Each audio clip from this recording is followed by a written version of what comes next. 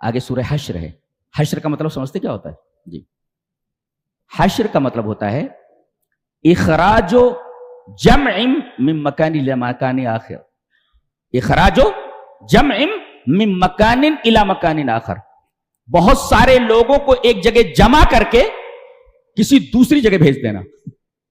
بہت سارے لوگ یہاں رہتے ہیں، ان سب کو ایک جگہ جمع کیا جائے. چلو سب ادھر آ جاؤ، کوئی ایک باقی نہیں رہنا چاہیے، چلو اپنے اپنے گھروں سے نکل آؤ. تمام لوگوں کو ایک جگہ جمع کر کے ان کو اس جگہ سے دوسری جگہ منتقل کر دیا جائے. دیٹ از کالڈ حشر. ایسے ہی حشر کو حشر کیوں کہا جاتا ہے؟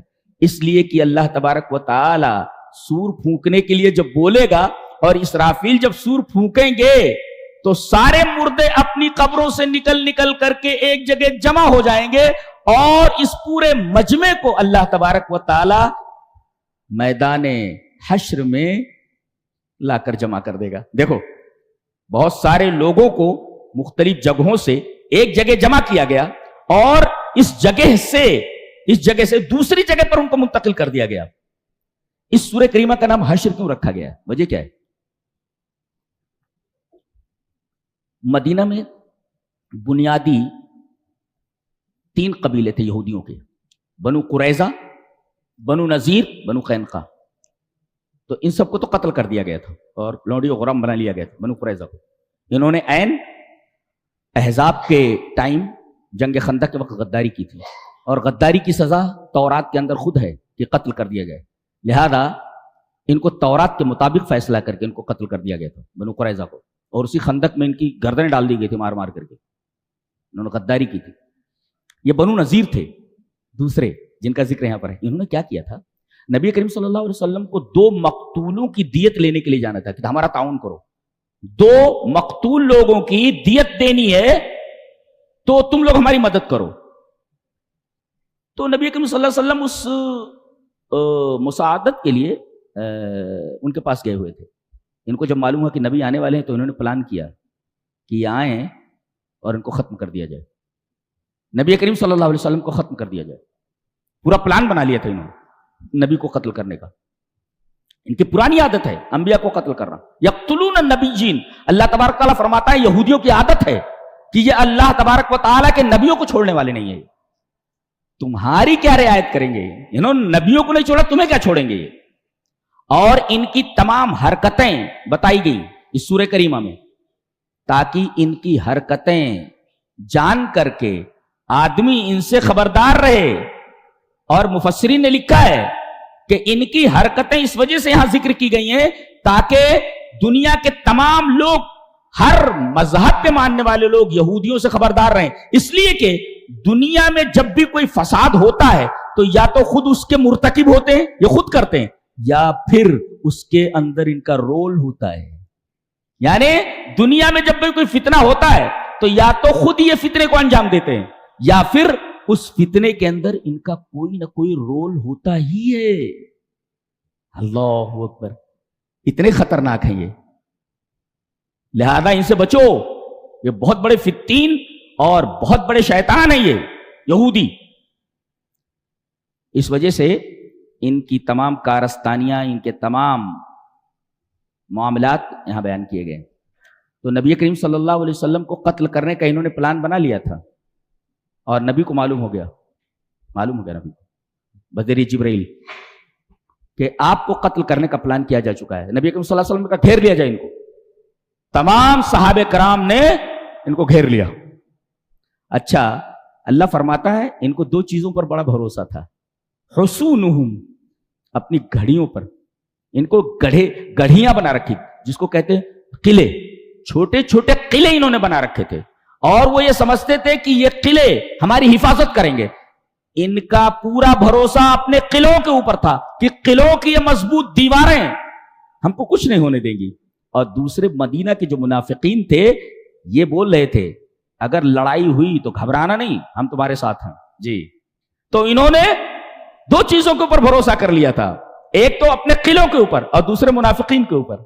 اللہ فرما رہا ہے ان کے قلعے نہیں بچا سکے ان کو. اور منافق تو بڑا کمزور ہوتا ہے، وہ بہت ضعیف ہوتا ہے اور یہ جب لڑنے کے لیے نکلیں گے تو یہ ساتھ تمہارے بالکل نہیں آئیں گے، یہ تمہارا ساتھ بالکل نہیں دیں گے. ویسے ہی ہوا جب مسلمانوں نے ان کے قلعوں کا محاصرہ کر لیا تو کوئی بھی منافق ان کو ساتھ دینے کے لیے، ان کا ساتھ دینے کے لیے نہیں آیا جی. اور ان کے قلعے بھی ان کو نہیں بچا سکے. انہوں نے درخواست کی کہ ہمیں چھوڑ دیا جائے. کہا کہ لیکن مدینہ میں تم کو رہنے نہیں دیا جائے گا، شرط ہے یہ. کہ ٹھیک ہے ہم لوگ چلے جائیں گے، ہم کو جلا وطن کر دو، مارو نہیں، قتل مت کرو، ہم کو جلا وطن کر دو. نبی کریم صلی اللہ علیہ وسلم رحیم تھے. آپ نے کہا ٹھیک ہے تم کو جلا وطن کر دیا جاتا ہے. سب کو جمع کیا گیا اور اس کے بعد مدینہ سے نکال کر کے ان کو شام کی سرحد پر مقام ازروات تک لے جا کر کے چھوڑ دیا گیا کہ یہاں رہنا نہیں. تو ان سب کو جمع کیا گیا جی، جمع کیا گیا ایک جگہ، اور جمع کر کے ان کو اس جگہ سے دوسری جگہ بھیج دیا گیا. تو اخراج جمع من مکان الی مکان آخر، یہ اس وجہ سے اس کو حشر کہا جاتا ہے.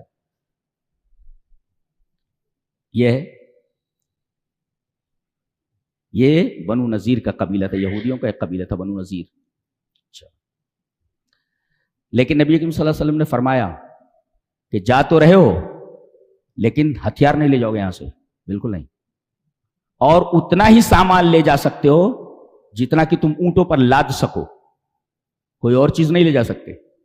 اونٹوں پر جتنے سامان لاد سکتے ہو اتنے سامان لے جا سکتے ہو، ہتھیار نہیں لے جا سکتے یہاں سے، بالکل نہیں. کہتے ہیں کہ جب اپنے سامان لاد کر کے اونٹوں کے اوپر، گھوڑوں کے اوپر چلنے لگے تو یہ دف بجا رہے تھے، یعنی مسلمانوں کو چڑھانے کے لیے. اس وقت بھی باز نہیں آئے. نبی کریم صلی اللہ علیہ وسلم کی رحمت برابر آڑے آ رہی تھی، نہیں تو یہ بچتے نہیں ہے بنو قریظہ کی طرح جی. اللہ نے فرمایا ان کے قلعے انہیں بچا نہیں سکے. اور منافقین نے کہا تھا کہ ہم تمہارا ساتھ دیں گے. جب محاصرہ کر لیا مسلمانوں میں تو یہ یہودیوں کا ساتھ دینے کے لیے نہیں آئے، اس لیے کہ منافق تو بہت کمزور ہوتا ہے، بہت ڈرپوک ہوتا ہے، وہ کیا ساتھ دے گا.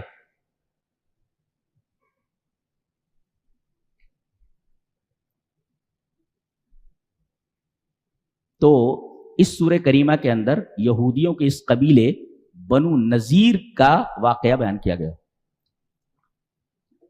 اور بغیر لڑے ان کی جائیدادیں مل گئی مسلمانوں کو، بغیر لڑے ان کے گھر مل گئے، ان کی جائیدادیں مل گئی، ان کے گھر مل گئے، ان کے باغات مل گئے، عیش و آرام کے جتنے سامان تھے وہ سب مسلمانوں کو مل گئے.